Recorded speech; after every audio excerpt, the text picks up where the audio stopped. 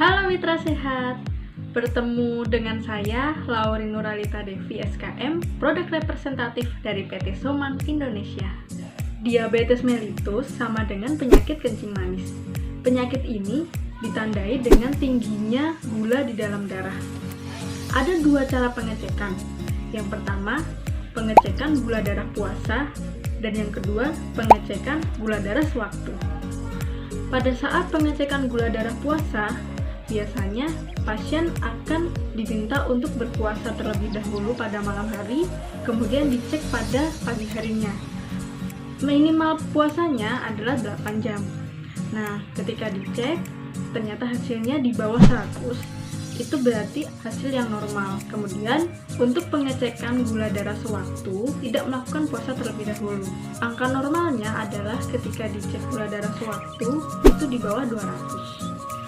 Gejala atau tanda-tanda yang sering muncul pada penderita diabetes ini, biasanya penderitanya akan mengalami rasa haus, kemudian rasa lapar.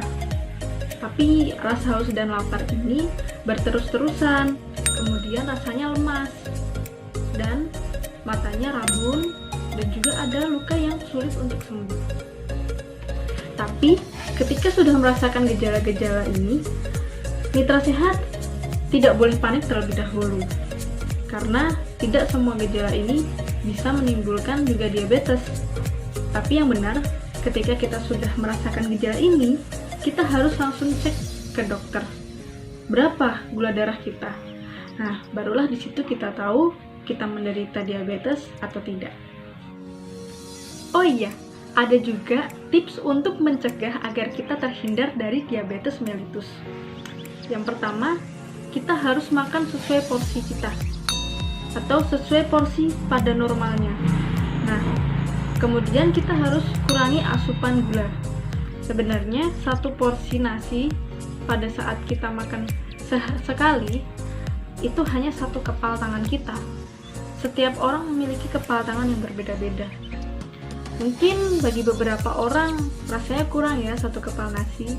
Nah, disitulah biasanya banyak yang terus porsinya jadi bertambah, dan itulah yang akan menimbulkan penumpukan gula di dalam pembuluh darah, dan akhirnya terjadilah komplikasi ginjal, hipertensi, jantung, bisa juga kerabun. Nah, makanya kita harus berhati-hati apa yang kita makan, tidak boleh berlebihan. Terus mengkonsumsi buah dan sayur setiap hari, ya paling enggak dalam satu hari kita mengkonsumsi 2 macam sayur.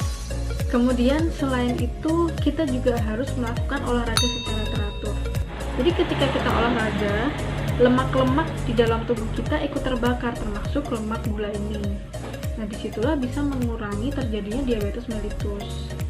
Kita juga harus mengatur pola hidup, dirubah dengan pola hidup yang sehat. Betul. Selain itu, kita juga menghentikan kebiasaan merokok, dikurangi sedikit-sedikit. Karena pada dasarnya merokok itu adalah sumber penyakit, bisa mengganggu metabolisme tubuh kita. Nah, kemudian cek rutin kesehatan, entah gula darah, asam urat, hipertensi, kolesterol, itu harus dicek semua. Karena kita tidak tahu kapan kita akan menderita itu. Minimal untuk cek rutin kesehatan adalah 3 bulan sekali. Mudah kan? Cuma 3 bulan sekali saja. Ke apotek bisa, ke puskesmas bisa. Saya yakin bahwa apa yang saya sampaikan bermanfaat untuk mitra sehat semua. Jadi bisa diterapkan dalam kehidupan sehari-hari untuk pencegahan atau kiat-kiat informasi terkait dengan diabetes ini. Terima kasih.